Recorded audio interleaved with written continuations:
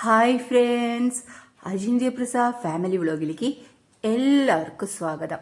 അങ്ങനെ ധനുമാസം വന്നു, തിരുവാതിര വന്നു, ഏകാദശി വന്നു. തിരുവാതിരയ്ക്ക് എനിക്ക് അമ്പലത്തിൽ പോകാനൊന്നും സാധിച്ചില്ല. പക്ഷെ ഞാൻ പുഴുക്കുണ്ടാക്കി, കുവ പായസം ഉണ്ടാക്കി, പഴം. അപ്പോൾ ഫോണും ശരിയല്ലായിരുന്നു, ചാർജ്, എന്തൊക്കെയോ പ്രശ്നങ്ങളൊക്കെ ആയിട്ട് ആകെ കൂടി ഒരു തികതേ ആ ദിവസം ഡേ ആയിരുന്നു.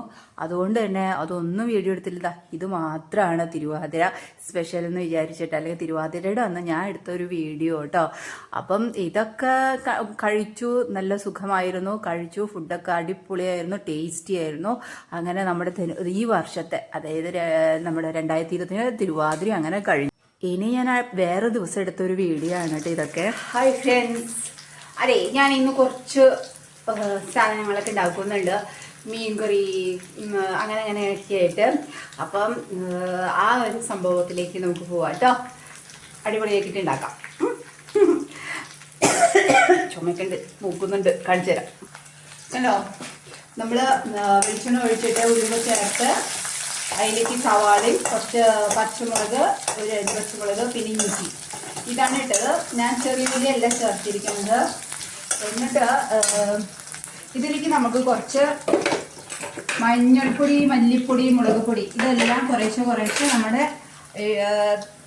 അളവിനനുസരിച്ച്. ഒത്തിരി മഞ്ഞൾപ്പൊടി മതി, കാരണം മുളക് കറിയാണ് ഉണ്ടാക്കാനായിട്ട് ഞാൻ ഉദ്ദേശിക്കുന്നത്. മല്ലിപ്പൊടി കുറച്ച് ചേർക്കാം, ഒരു 1/2 സ്പൂൺ മല്ലിപ്പൊടി ചേർത്തിട്ടുണ്ട്. പിന്നെ വേണമെങ്കിൽ വേണം കുറച്ച് മുളക് പൊടി അങ്ങ് ചേർക്കാം. അപ്പം അത് ചേർത്തിട്ട് നമുക്കിങ്ങനെ പക്കുടുകൊണ്ടൊക്കെ പിടിച്ചിട്ട് വേണം ഇത് ഇളക്കാൻ. ഇതിനെ അങ്ങ് തലലോലിച്ച് കൊടുക്കാം. തീ കുറച്ചാണ് കേട്ടോ വെച്ചിരിക്കുന്നത്. ഇങ്ങനെ നന്നായിട്ട് ഇത് മൂത്ത് റെഡിയായിട്ട് വരും. അപ്പോഴാണ് നമ്മൾ മീനൊക്കെ ഇട്ട് കണ്ടോ, നന്നായിട്ട് ഇത് മുളകൊക്കെ നന്നായിട്ട് വറുത്ത് വന്നിട്ടുണ്ട്, പച്ചമണമൊക്കെ പോയി വന്നിട്ടുണ്ട്. അപ്പം നമുക്ക് അതിലേക്ക് നല്ല പുളിവെള്ളം കൂടെ തേർക്കാൻ കൊടുക്കാം. ഇങ്ങനെ ഒരു ശബ്ദമൊക്കെ കേൾക്കും. ഇപ്പോൾ ഇപ്പം നമുക്ക് മനസ്സിലായി ഇതിലേക്ക് ഇത്തിരി കൂടി വെള്ളം വേണം. അപ്പം നമ്മൾ കുറച്ചുകൂടി വെള്ളം കുറച്ചുകൂടി വെള്ളമൊക്കെ അങ്ങനെ ഒഴിച്ചു കൊടുക്കാം. ഇത്രയും വെള്ളം മതി. കുറച്ച് ഒരു 4 മീനുള്ളൂ. മീനങ്ങ് വറ്റിച്ചു വയ്ക്കാന്നാ എന്തെങ്കിലും വേണമെങ്കിൽ പറയാം. മീനങ്ങ് ഇത്തിരി ഉപ്പും കൂടി ഇട്ട് കൊടുക്കാം. നമുക്ക് ഉപ്പിട്ട് കൊടുക്കണമെന്ന് നല്ലതാണ്. അല്ലെങ്കിൽ പിന്നെ മറക്കും, അത്രേ ഉള്ളൂ. ഇതാ കുറച്ച് ഉപ്പങ്ങ് ചേർക്കാം. നമുക്ക് നിർത്തത്. അപ്പം എന്തായാലും വെള്ളമൊക്കെ ചേർത്തതിന് ശേഷം നമുക്ക് ഇതൊക്കെ അതായത് സ്ഥലത്തേക്ക് എടുത്ത് വയ്ക്കാം. അല്ലാണ്ട് അതവിടെ ഇരുന്നിട്ട് ഒരു കാര്യമില്ല. അതാത് സ്ഥലത്ത് ഇരിക്കുമ്പോൾ അതിൻ്റെതായ ഒരു ഭംഗി വരും അല്ലേ. ഇതാ നല്ലപോലെ തിളയ്ക്കുന്നുണ്ട്. തിളച്ചൊന്നും ഇത്തിരി വരട്ടെ. അപ്പോൾ നമുക്ക് ബാക്കിയുള്ള കാര്യങ്ങളങ്ങനെ ചെയ്യാം. തിളച്ചിട്ടുണ്ട്, നല്ല തിള വന്നിട്ടുണ്ട്. ഇതാണ് ഒരു. ഇനി നമുക്ക് മീനിട്ട് അങ്ങ് കൊടുക്കാം. നമ്മുടെ പൂമീനാണ്. 1 വാല്, കല്ല്, കട, വട്ടം, ഇതെന്താന്ന് അറിയില്ല, ഏതോ ഒരു ഭാഗം, വയറ് അങ്ങനെ പറയാം, അതാ നല്ലത്.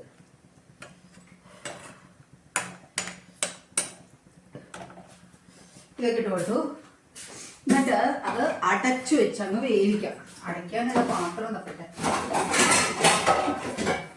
അടയ്ക്കാനുള്ള പാത്രം കിട്ടി. നമുക്കിത് അടച്ച് വെച്ചങ്ങ് ഒറ്റ തള വന്നു കഴിഞ്ഞാൽ തീ കുറച്ച് വയ്ക്കാം. ഓക്കെ,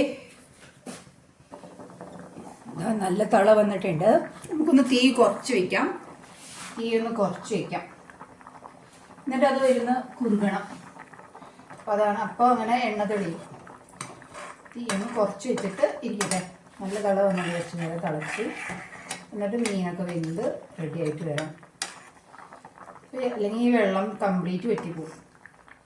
അത് പറ്റില്ലല്ലോ, കുറച്ച് വേണമല്ലോ, നമുക്ക് ചാറ് വേണമല്ലോ എന്തായാലും.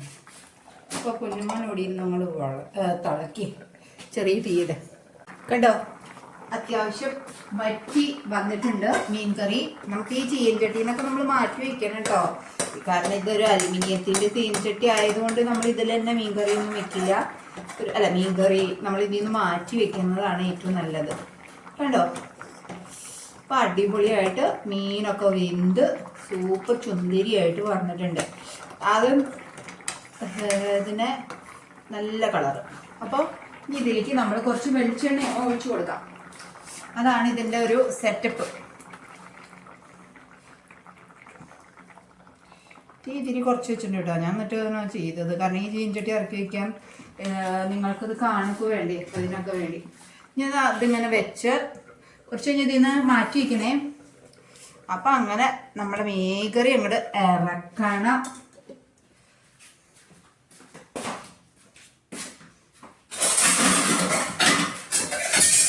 പിന്നെ വേറെ ചീനച്ചട്ടി വെക്കണം. എന്താ പറയുക, വേറെ കൂട്ടാൻ കാച്ചാനുണ്ട്. ചീനച്ചട്ടി നന്നായി ചൂടായി വന്നു. കുറച്ച്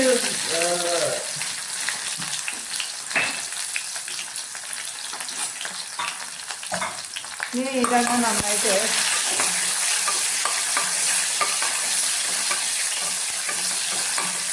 മൂക്കണത്. വെളുത്തുള്ളി നന്നായിട്ട് മൂത്താലേ കാര്യം.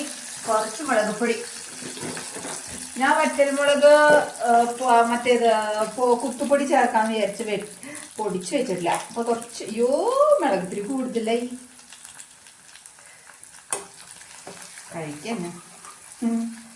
കൂടിപ്പോയി, മുളക് പൊടി കൂടുതലാ.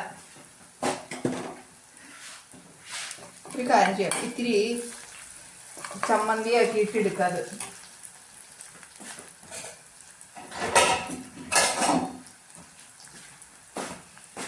നന്നായിട്ട് മൂപ്പിട്ട് വരുമ്പോൾ ചമ്മന്തി ആക്കാം. ഒരു പാത്രത്തിലേക്ക് ഇങ്ങനെ പകർത്തി വയ്ക്കാം കേട്ടോ. കുറച്ച്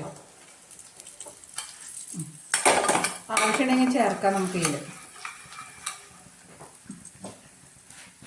ഇതിലാണ് ഇത് നമ്മുടെ വയലറ്റ് കാവത്തും ചേമ്പ് കൂടിയിട്ട്, ചേമ്പ് ചേമ്പ് നമ്മുടെ വീട്ടിലുള്ള പോലെ തന്നെ അരിയുണ്ട്. പക്ഷേ ഇത് നമ്മുടെ തിരുവാതിരയ്ക്ക് വേവിക്കേണ്ടി വന്നു കുറച്ച്. അപ്പോൾ നമ്മളത് തിരുവാതിരയ്ക്ക് മുമ്പ് നമ്മൾ പറിക്കൂലോ.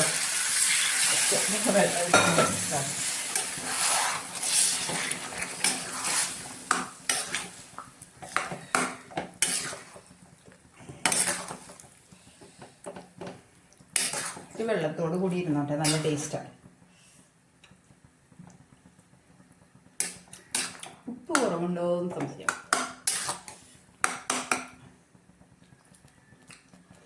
ഉപ്പുണ്ട്, എരിവും ഒക്കെ ഉണ്ട്.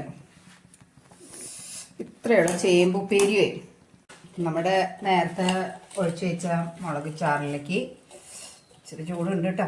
ഉപ്പും ഇത്തിരി പുളിയൊക്കെ ഇട്ടിട്ട് ഇങ്ങനെ കുഴയ്ക്കണം നമ്മൾ. ചൂടുണ്ട്, അതുകൊണ്ടാണ്.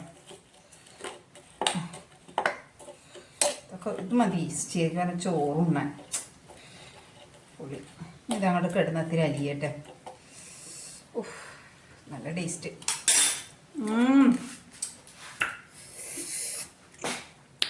ഉണ്ടോ നമ്മുടെ മുളക് ചാറ് അടിപൊളിയായിട്ടില്ലേ? മുളക് ചാറ്, മീൻ ചാറും. അജിൻ്റെ Prisa family vlog signing off. Tata, bye by.